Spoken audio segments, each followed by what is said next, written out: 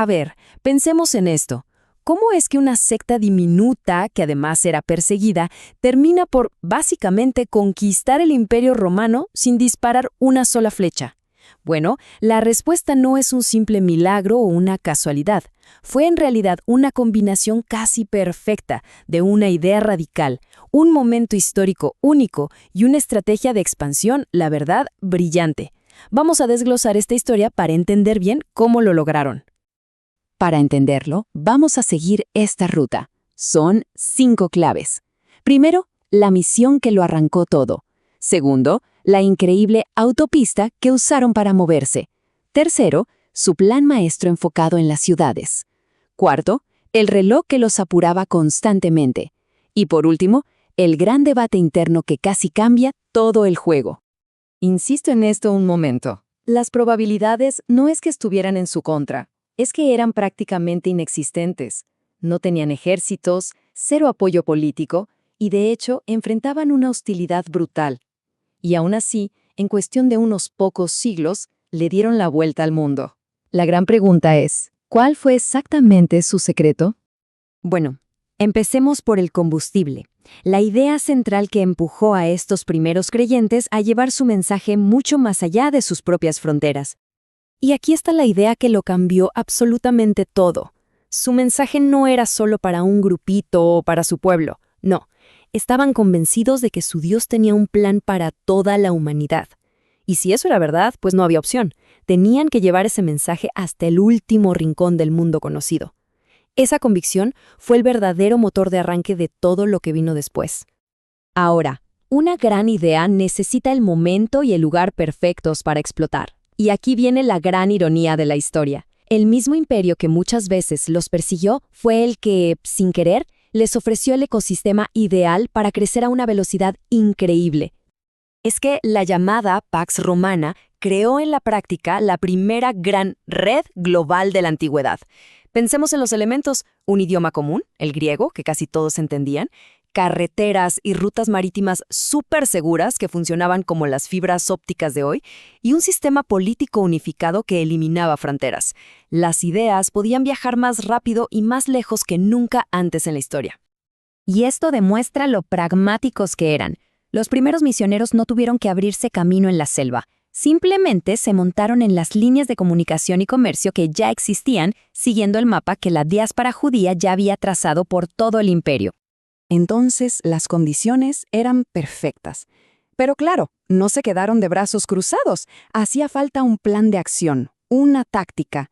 Y esa táctica, impulsada sobre todo por el apóstol Pablo, fue no tratar de cubrir todo el imperio, sino enfocarse en sus centros neurálgicos, las grandes ciudades. La estrategia de Pablo fue de verdad brillante por su eficiencia. En lugar de dispersarse por el campo, se concentró en los nodos más importantes de la red, las ciudades clave de cada provincia. Su método era simple: llegar, establecer una pequeña comunidad de creyentes y luego darles las herramientas para que ellos mismos se convirtieran en un nuevo foco de expansión. El crecimiento no era lineal, era viral. Ojo, estas comunidades no eran el punto final, eran la base de operaciones. Como lo dijo un historiador, Roland Allen, eran centros desde los cuales la vida se extendía. Cada nueva iglesia era como una piedra que tiraban al agua, creando ondas expansivas por todo el imperio. Y es que esta estrategia de ciudades solo tiene sentido si se entiende la visión global. El objetivo final no era una ciudad, ni siquiera una provincia. Para Pablo, su campo de acción era el mundo entero. Roma era, por supuesto, el gran premio, el corazón del imperio, pero su mirada ya estaba puesta mucho más allá, en España, en los confines del mundo conocido. Una idea poderosa, un entorno perfecto y una estrategia inteligente, todo eso está muy bien. Pero, ¿qué hacía que la gente estuviera dispuesta a arriesgarlo todo, su vida incluso, para llevar esto a cabo? Faltaba un componente humano clave. Una sensación de urgencia tan fuerte que les hacía sentir que el tiempo se les acababa. Para entender esa urgencia necesitamos una palabra: escatología, que en términos sencillos se refiere a las creencias sobre el fin de los tiempos. Y esta idea, para los primeros cristianos, era absolutamente central. La creencia era simple y potentísima. El fin del mundo, como lo conocían, estaba a la vuelta de la esquina, y esto no generaba parálisis por miedo, sino todo lo contrario, una increíble sensación de urgencia. Cada día contaba. Había que actuar y difundir el mensaje ahora, porque mañana, quizá, ya era demasiado tarde. Pero, ¿y qué pasó cuando el fin no llegó tan rápido como esperaban? Pues, lo que pudo haber sido una crisis de fe, lo convirtieron en una redefinición de su misión.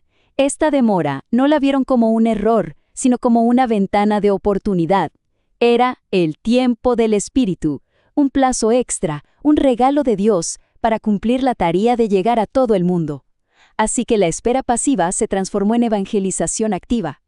Y finalmente, para tener el cuadro completo, tenemos que mirar hacia adentro del movimiento, porque resulta que no todos estaban de acuerdo en el plan. Hubo un debate interno fundamental que pudo haberlo cambiado todo. ¿Qué hacer con los no judíos, los llamados gentiles? Había dos estrategias principales compitiendo. Por un lado, la iglesia de Jerusalén decía, primero lo primero, hay que enfocarse en convertir a Israel. Una vez que eso se logre, los gentiles vendrán solos. Pero por otro lado, Pablo defendía una misión directa e inmediata a los gentiles, creyendo que su conversión provocaría una especie de celos en Israel y eso, a la larga, los llevaría también a la salvación. Eran, pues, dos caminos muy distintos para llegar al mismo destino. Pero, y esto es lo más importante, a pesar de este debate tan intenso sobre el cómo, nunca dudaron del qué.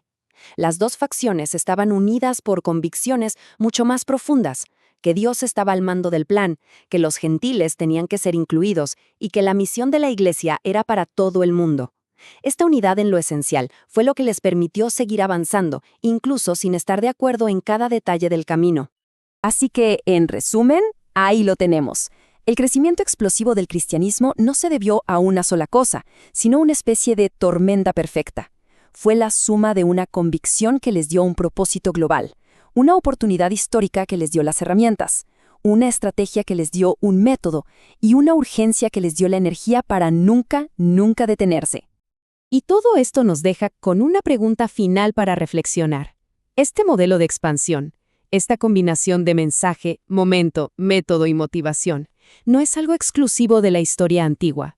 ¿Dónde vemos hoy en día que se esté usando esta misma fórmula para difundir ideas, tecnologías o movimientos a escala global?